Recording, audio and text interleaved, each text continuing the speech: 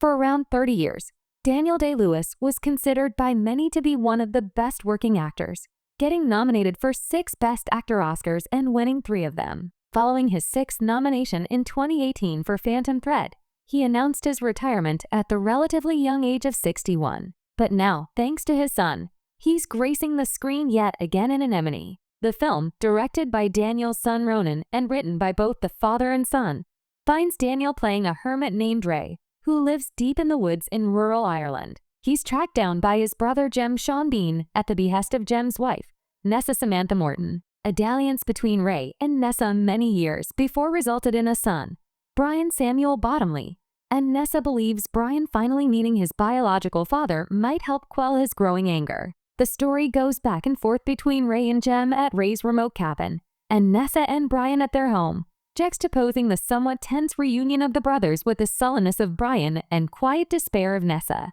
The moody film is taken further into reflection by a series of atmospheric shots depicting the stark yet beautiful Irish landscapes. Ronan, making his feature directing debut, shows that he already possesses a keen eye, working with cinematographer Ben Fortisman to bring together a number of impressive shots. Scenes featuring Ray stoically chopping wood and walking down the beach, among other things, have a quiet strength to them that help establish the character just as much as Daniel's acting. There are also some impressive weather sequences that combine practical and special effects seamlessly. The story, however, is not quite as strong. The film is not dialogue-heavy. Ray says 4 words in the film's first 20 minutes, and 2 of them are F you.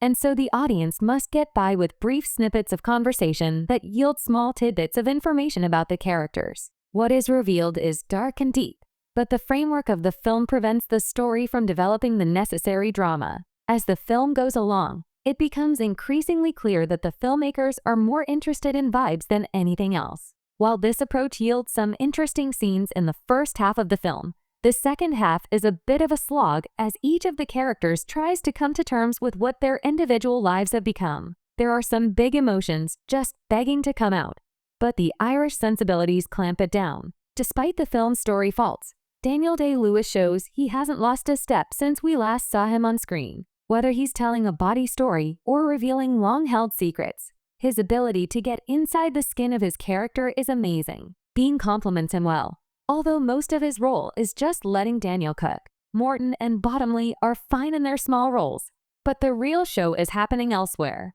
Anemone serves as a great reintroduction to perhaps the finest actor of our time. But even if that's good enough to get Daniel Day-Lewis yet another Oscar nomination, it doesn't make for a memorable film overall. Ronan Day-Lewis demonstrates some impressive skills, abilities that will hopefully make his second film even better.